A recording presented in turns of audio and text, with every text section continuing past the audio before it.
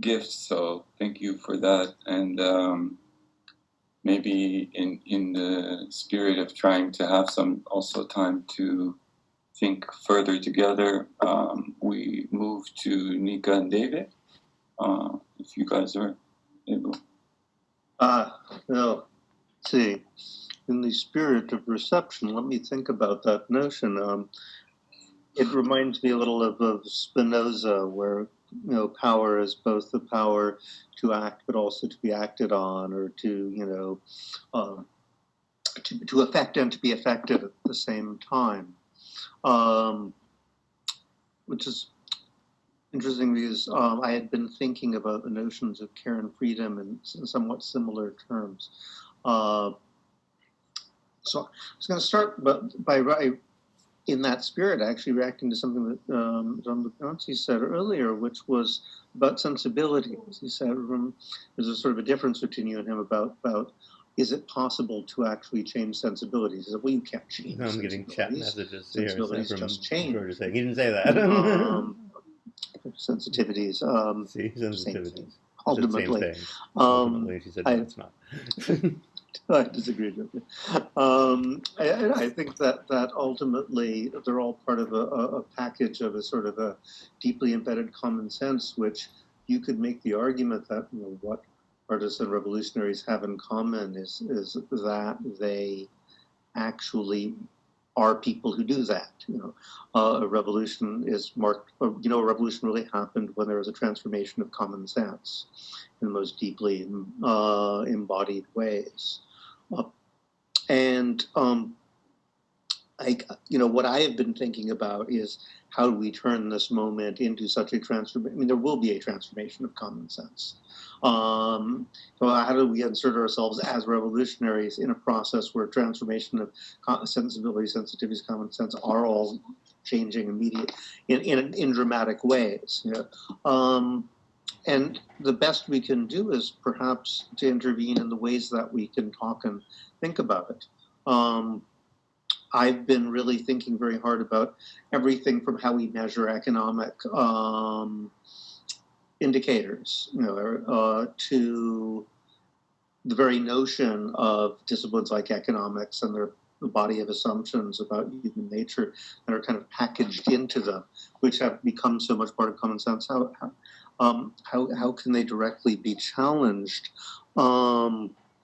So my one tentative answer to productivism that I've been trying to develop is the notion of production and consumption are, as we've been pointing out, essentially theological notions. And it's not just monotheism. I mean, I think there's a lot of traditions of monotheism in the world.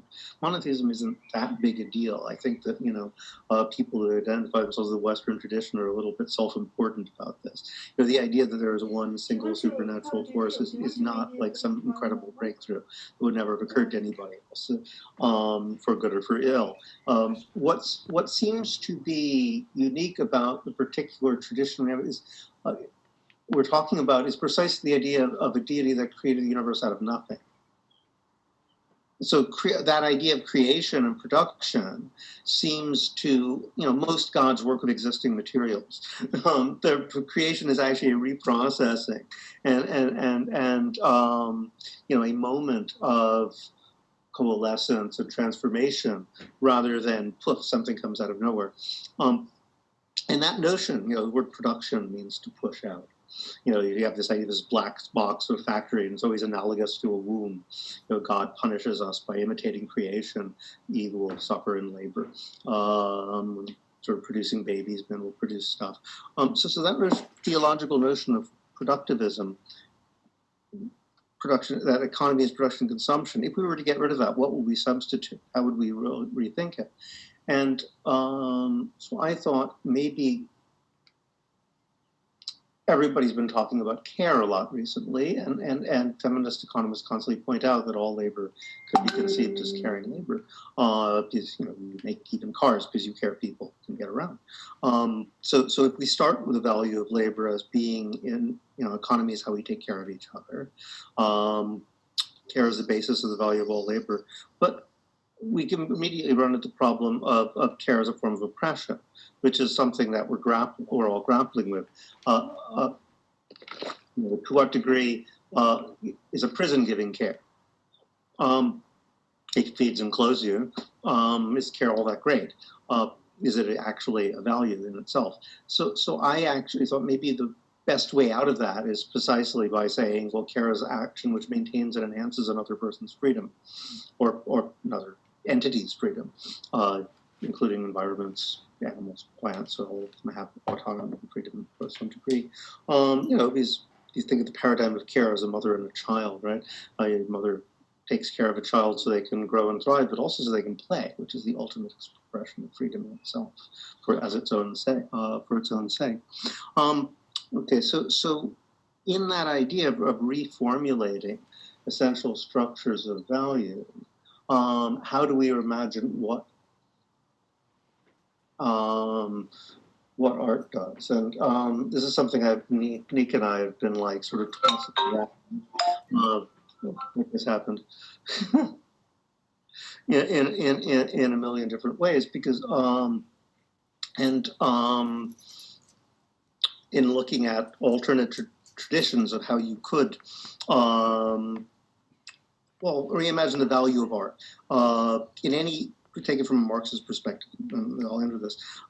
There's the idea that the production of value and the realization of value take place in different spheres. And exploitation is possible because of that rupture. So you produce value in the workplace and it's realized in the market.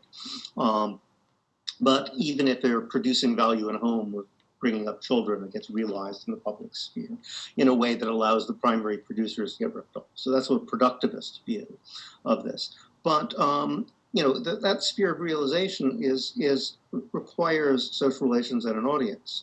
In fact, for any given actor, society are those people who you want, in whose eyes you realize value. For everybody has people who they care, whether they know they've achieved something, whether they got something, whether they have something, whether they did something, and other people that it never occurs to them to even wonder what those people think about them. So that is society for them, the audience for the realization of forms of value. So perhaps the work of revolutionary, the revolutionary work in the case of art is to think of art not as a production of an object which is realized in a field of value, but to unify the creation of that field and the creation of whatever it is you're thinking of as the art itself. And that would, maybe I should turn it over to Nika. Nika's been thinking very hard about how these issues were dealt with in the very early years of the Russian Revolution. Yeah, and also to be more practical now and to think what could happen after the lockdown will end. And especially we can take art as an example, because artist is this fictional character that represent this kind of creative work. So I was looking at, now it's a lot of conversation, how to help artists, like Germany gave money to the artists, Chancellor Fabrice discussing that the government, the state should introduce the same New Deal. And in this case, it's a lot of, I read some text about American New Deals in 1935, when they employed a lot of people and tens of thousands of artists started to produce public artworks throughout the US. And in the same time, in Soviet Union, it was a lot of public art going on as well in 30s under Stalin regime with being a propaganda art.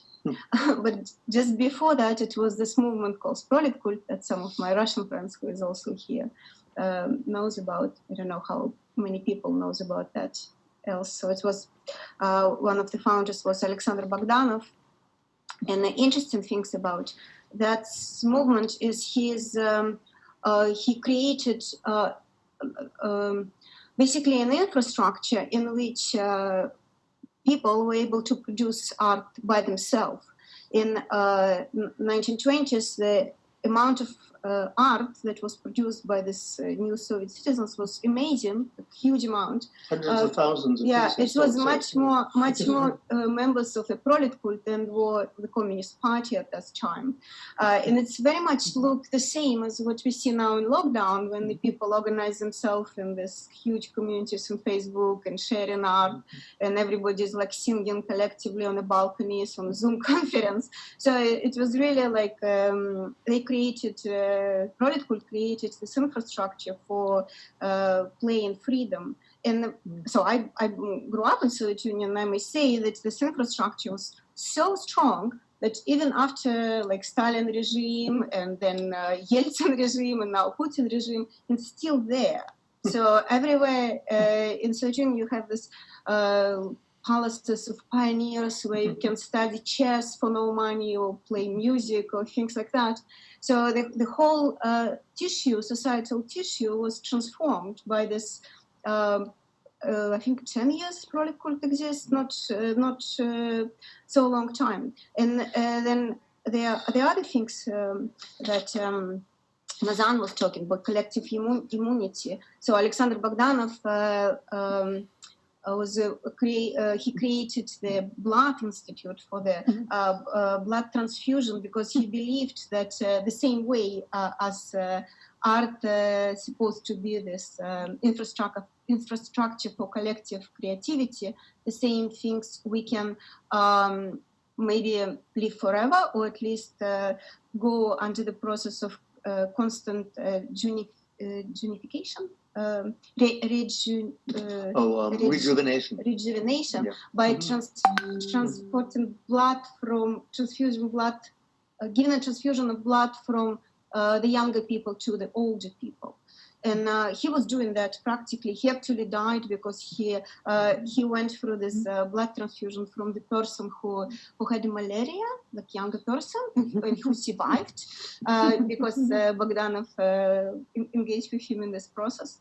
So and that's it's actually like almost as he was imagining, created a physical infrastructure in which people will be connected to each other, and member of society will kind of maintain this collective life and health and youthness, and so on. So yeah, I think that's a very kind of cool point to consider.